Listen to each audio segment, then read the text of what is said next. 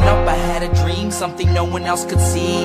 Tell me what it means when your faith is falling beneath your knees and you can't breathe. Everything you see reminds you of what you're not or something you won't be. You gotta take what you're given, that's how we live it. Don't be mad at the system, it's simply how we've existed. I hear a lot of people talking like they politicians. What's up everyone, welcome to this long overdue video. I put a Q&A up on Instagram about maybe 3 or 4 weeks ago now, saying that I would record this Q&A for YouTube that weekend, but yeah, life got in the way. Just like a lot of stuff going on. Was very busy with work. I can make excuses all I want, but I just didn't prioritize getting around to making the video. But we are here now, and we're going to answer all them really good questions. We got 6 pretty decent questions sent through on that Q&A, so we will answer them now and get stuck into them. So as always, if you really do enjoy this video, please do hit it a like, share it with anyone that you feel could benefit from it. Make sure you subscribe to the channel as well if you take value from it. And most importantly, if you want to chat about anything in particular that I cover throughout this Q&A, or there's anything else like you'd like to chat about in general, please do not hesitate to hit me up on Instagram.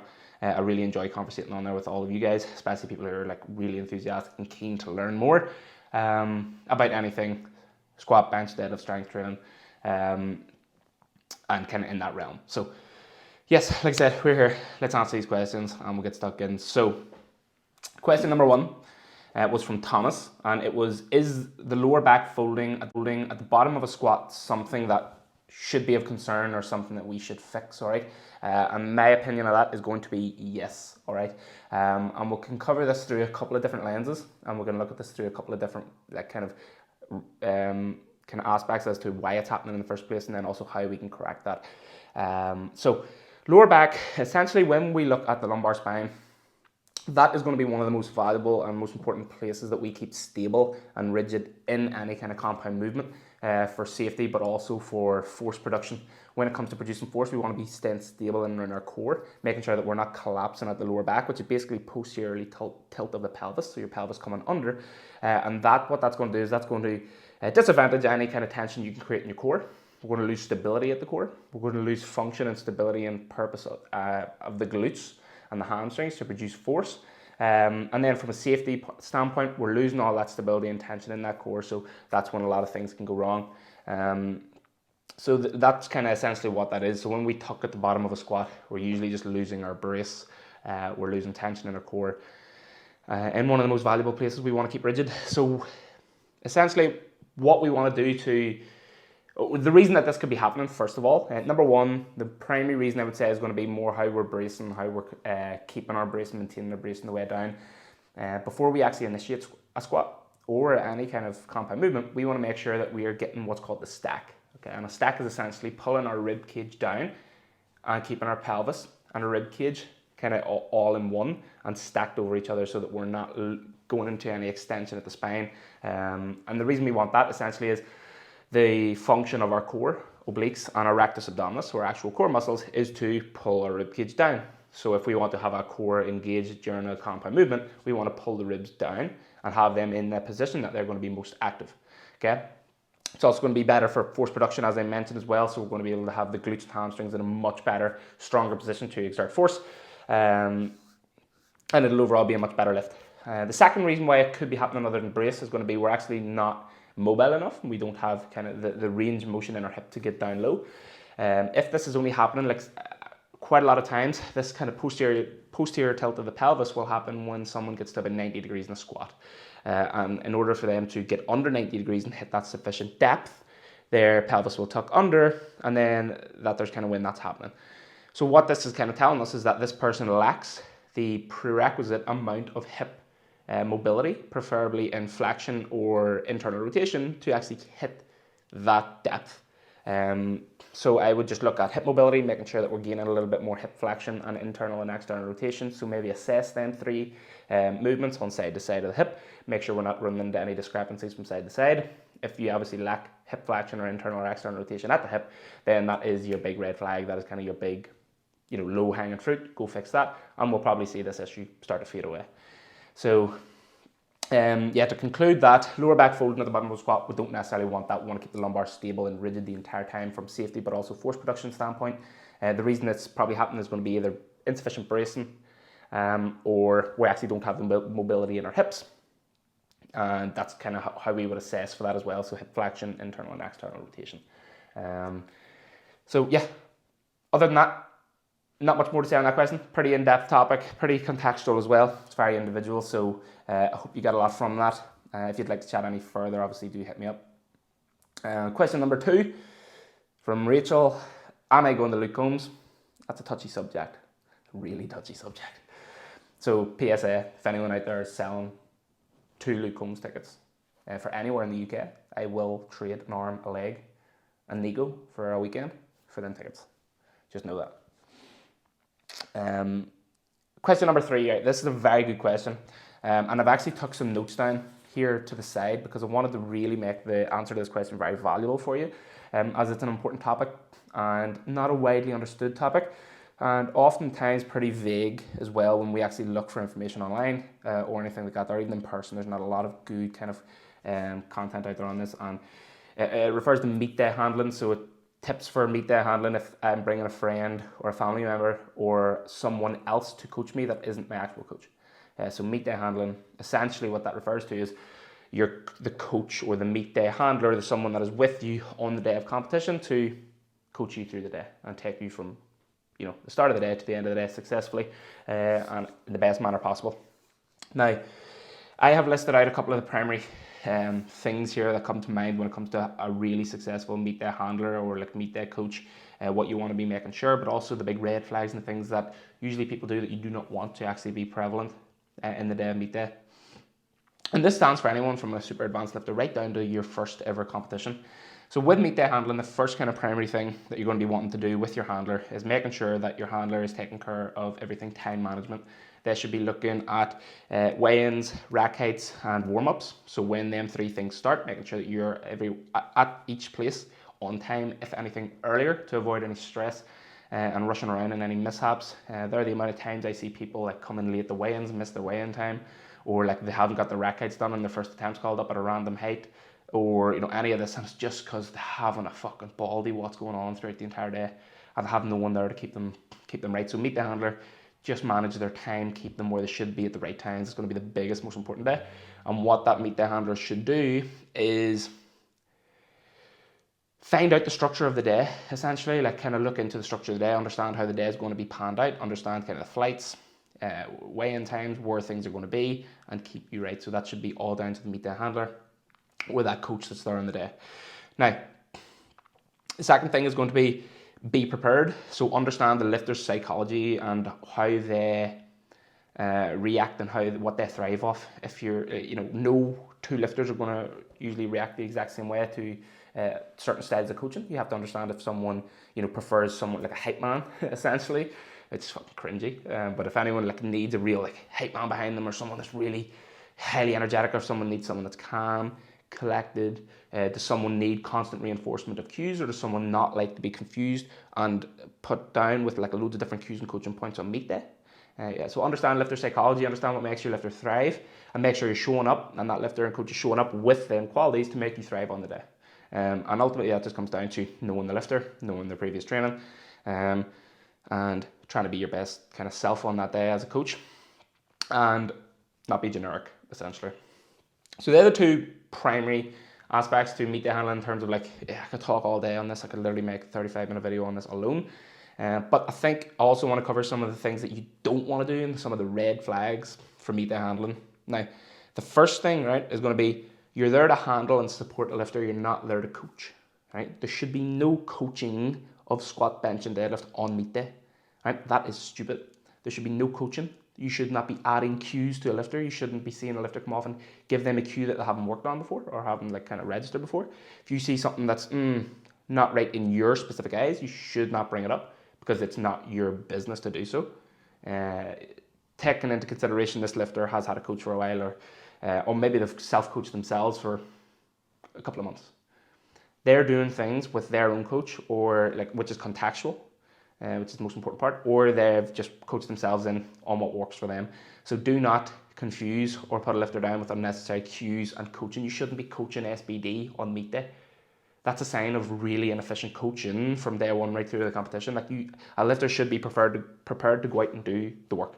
You're just there to be fucking hold their shit, take their headphones, keep them sane, make them happy. That is it. You do not show up to coach and confuse people. That's one of the big things that I see put a lot, especially of beginner lifters, down in the first couple of competitions. They're just getting all this critical kind of stuff thrown at them, and it just does not work. And if you really see that there is things that should be implemented, cues and coaching, it's still not your place to do so. Take from it and tell this lifter that in the next training block, you should be focusing on these because these are very prevalent today. There's nothing you can do on meet day when they're lifting 100%, 105% of their 1RMs to make improvements. It just doesn't work that way. So number one is just support and handle the lifter as opposed to coach more so than anything else. Now, that would probably be the biggest kind of standpoints as opposed to do's and don'ts, pros and cons to meet the handling. Like I said, I could talk forever on these, but just time management is going to be one of the biggest ones. Be prepared, understand lifter psychology. Also be prepared if you know you have someone going for records and stuff, like be prepared and know what the record is. Have the admin team understand that it's a record. And yeah, so that'd be the biggest kind of things that I would say personally on meet day handling if you have a friend or someone else that's coming to coach you that isn't your coach.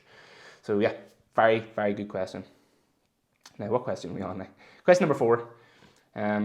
What is your current education / like courses that you're currently doing, or what courses do you plan on doing?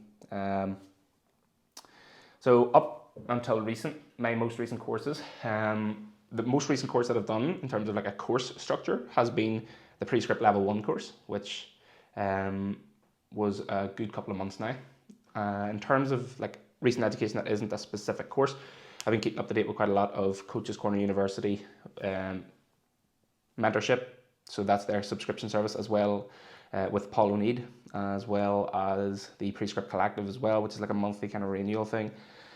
Other than them kind of continued education things, I've recently enrolled in my first year on my bachelor's degree. So doing a bachelor's in sport and exercise science, which is taking me down the route because I want to go into physiotherapy in the next couple of years. So once I do a bachelor's degree in sport and exercise science, there is a pre-registration master's degree in Manchester, England, which is 2 years long for physiotherapy. So I want to go and do that.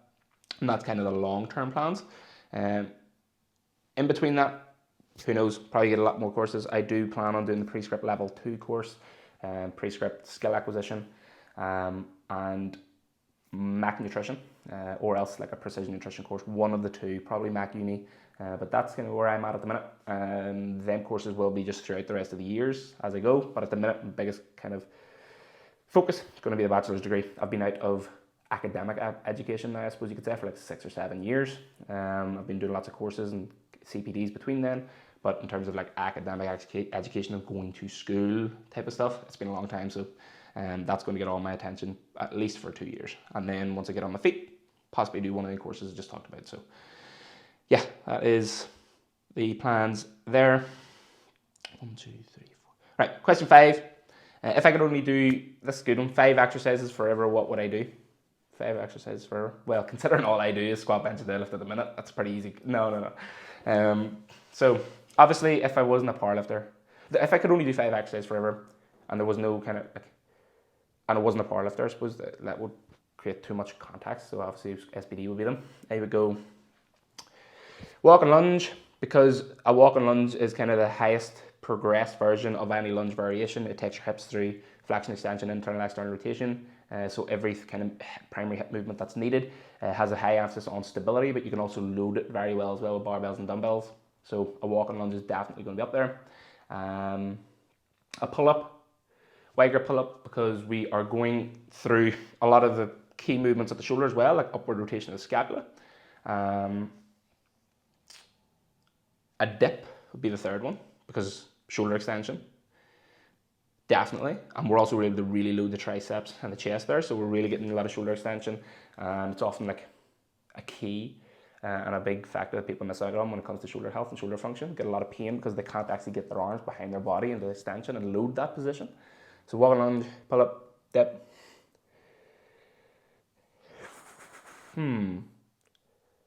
Barbell RDL because it's just a hinge, and if you want a big meaty back, posterior chain, you just need a hinge, a shit ton of weight. So the only reason there is you can load the shit out of it. Barbell RDL, and fucking hammer curl, just because I'm an absolute bro at heart. So hammer curls just get big arms. So they'll be my 5 exercises that I can do forever, and that's the reasons why. Now the last question, question number 6, very good question. So it's on knee cave. Knee cave, is it bad? I see a lot of contradicting posts. So some people are saying like it's bad, then you see a lot of people saying that it's nothing to worry about. What's my take on that? And if you see people on one side of the spectrum or the other side of the spectrum, they're usually stuck in their bias, they're stuck in their way. There is a middle ground to all this, and there is no right or wrong. It's very contextual, as I said. Like if someone gets knee cave, and in their moments of knee cave they're getting knee pain or hip pain whilst they're in that knee cave position, then that is probably a problem. But if you are Amanda Lawrence, you're squatting 250 kilo, you get knee cave, you're pain free, and it works for you, it's not a problem. But generally speaking, I'm kind of on the side of if there is no pain, knee cave 9 times out of 10 is not an issue. So a couple of the primary things that we need to look at and the considerations that we make is, number one, with the knee cave, we also have to look at the foot as well. So if we actually get knee cave coming in slightly, that is not an issue. Does the foot fully collapse at the time of knee cave? So if the foot is actually collapsing into the floor and the sides are kind of coming up off and we're losing our tripod foot, that's when it would be an issue. But if we are able to keep our foot fully planted while the knees cave in, that is not an issue. So what knee cave essentially is, right, is in a squat. So let's break a squat down into 3/3, right? So you have 3/3. You have the top third, the second third, and the third third. In the first third of a squat, we need external rotation. In the second third of a squat, about 90 degrees, we need internal rotation at the hip to get to this position. And in the last kind of from 90 degrees right down, we need external rotation again, okay? Now, so if we know we need internal rotation, which is knees in, at the midway of a squat, what that is, on the concentric of a squat, when you see someone doing a squat and they're coming out of the hole, the knee cave usually happens once they get to about 90 degrees. So the knees are covered in. That's not an issue. That's your body finding internal rotation to pull you out of a squat safely and strongly. It's a normal movement of the body, which is not bad. What that actually is doing as well is in a squat, the primary kind of hip extender, one of the primary hip extenders that's helping you extend your hips and get out of that squat is going to be the adductor magnus, so the big adductor muscle in the inner thigh, and that muscle internally rotates, adducts your legs, so it brings your knees inwards. So when you are in that sticking point of a heavy squat, your adductor is going to work really hard to extend the hip and pull that knee inwards to get you out of that squat. Okay, so this is literally what's happening when we are seeing knee cave. We're gaining internal rotation, the adductors are working to extend the hip, and we're getting out of that. And it's usually happening at that specific time. If there's no pain, if the foot isn't collapsing in, rock on, not an issue. If you're getting pain, then that's when we could probably look at maybe interventions as to why you're getting it, and it's too contextual to talk about it on here. Some of the reasons why it could be happening, kind of one of the biggest reasons why it could happen naturally is people start with their knees too far out to the side in the first place. So when people do a squat, people say, oh, knees out, knees out, knees out. They'll shoot their knees out so far that the only place for them needs to go is inwards. And they see that little inward travel of knee cave as bad, whereas you're actually just going to a neutral knee position because you were super fucking externally rotated anyway. You were too far out to the side, whereas now your knees wanted to come into a neutral position to produce force and keep you strong. So that would be one of the biggest reasons, is just don't have your feet super wide to begin with, and do not worry too much about that cave. 9 times out of 10, the people that you'll see saying knee cave is bad is people that literally have a 1RM of 90 kilo or like 80 kilo and they don't lift.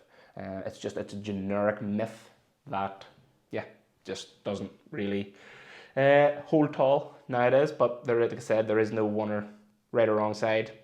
It's very contextual, it just depends. So that is it for all the questions. I think it was 6. I think so, yeah.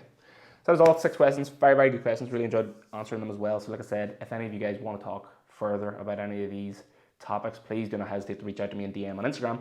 I'd be really happy to get a chat. As I said, I really love talking about these things with you. And we'll do another Q&A in a couple of weeks' time. So keep your eyes peeled on Instagram and I'll put it up there. If you enjoyed it, like, subscribe, do all the biz. and I'll catch you in the next. Growing up, I had a dream, something no one else could see. Tell me what it means when your faith is falling beneath your knees and you can't breathe. Everything you see reminds you of what you're not or something you won't be. You gotta take what you're given, that's how we live it. Don't be mad at the system, it's simply how we've existed. I hear a lot of people talking like they politicians and choose to